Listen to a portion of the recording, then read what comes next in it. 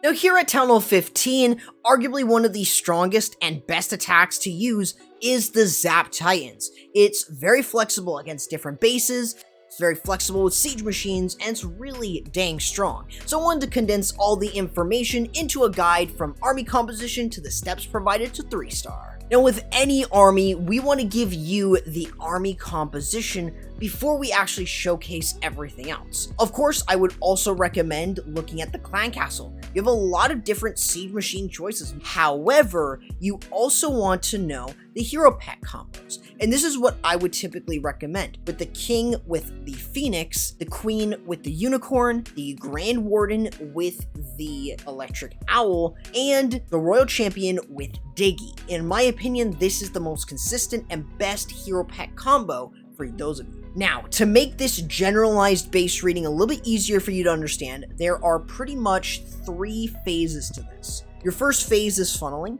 So what you're going to do is you're going to use the lightning spells on top of an expo and any other key buildings, which we will be going over more in depth soon, alongside using the Warden walk to clear some buildings on the outside and using the flame flinger to remove the town hall. This is typically what you're doing in most situations.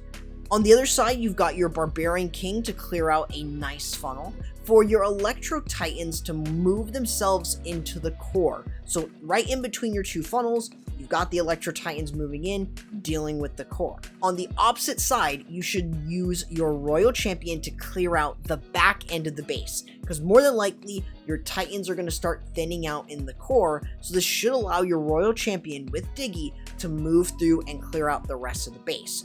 This is pretty much the plan on most bases. Now, alongside reading the base for your army, you also want to read it for the siege machine that you're choosing. The Flame Flinger is really good in most situations, as you're able to get a huge amount of value from it.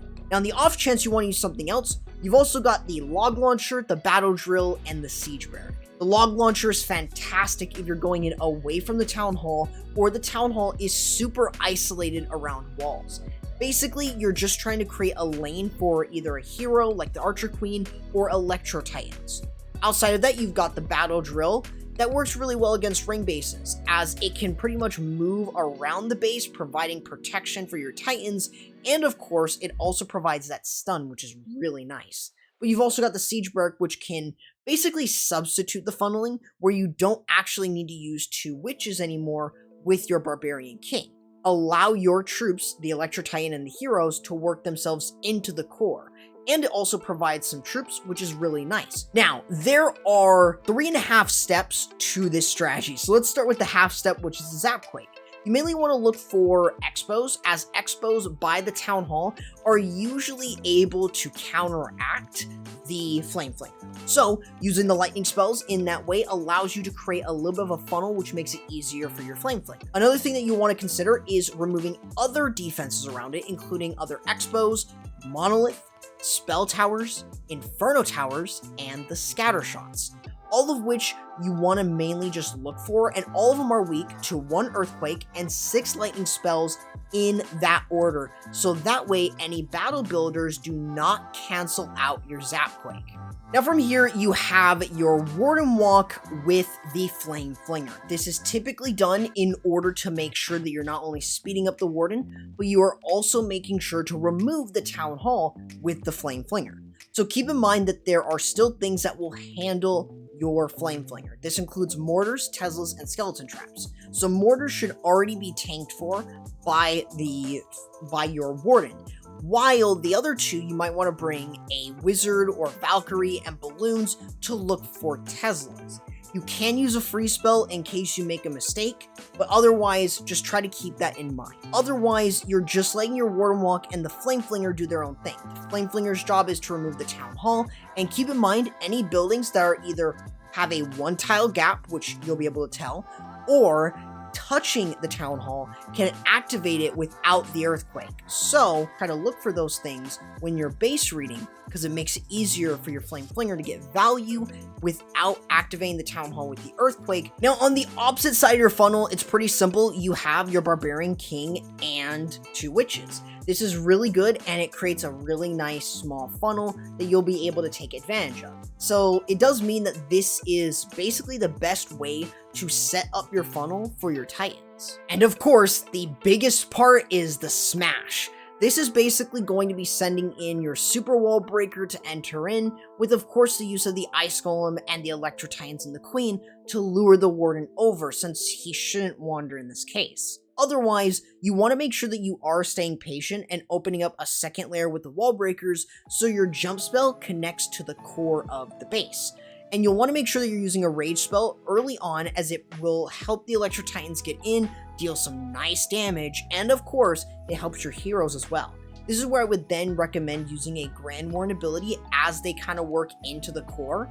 And what this also allows you to do is use a rage spell within said core, which allows you to also get some more additional value. It's really nice having the Warden ability to move through in the core, as it prevents a lot of that unnecessary damage from the Town Hall and other buildings. You've also got freeze spells, which you can save for either the Monolith or the Town Hall, depending on what you're trying to deal with and what you need to take care of. But of course, the back end of your attack is the Royal Champion. And as long as you've cleared the Town Hall and basically cleared the entire core, and as long as the king has already set up a solid funnel, you can send your RC in to clear defenses, and by the time that the core is gone, your RC should be able to make her way through other key buildings, which will make everything far easier for you, and you should be able to get a 3-star. And this is honestly a really great strategy. It's super easy for someone like you and me to do. But of course, there are mistakes that you need to avoid. The ZapQuake needs to have that 1 Quake and 6 Lightning spells in that order, since no building can stay up if the battle builders just start healing. So do keep that in mind. Now that was a lot of talking, I apologize, but this attack strategy, it's quite complicated, and like with any Town Hall 15 3-star army, nothing comes easy with simple spam. There's always planning that you have to do to get success here at Town Hall 15. So let's show you an attack done by a more professional player than I am.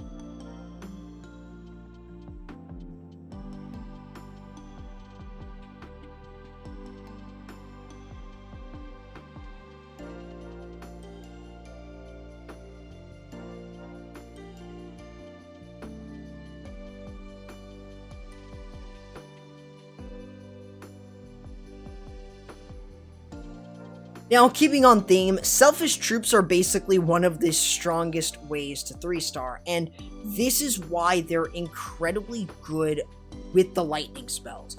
It's a very good synergy that works insanely well, and with the amount of different options with siege machines and different base designs that you can hit, it is a top tier attack that people like you and me can use consistently since it is that strong.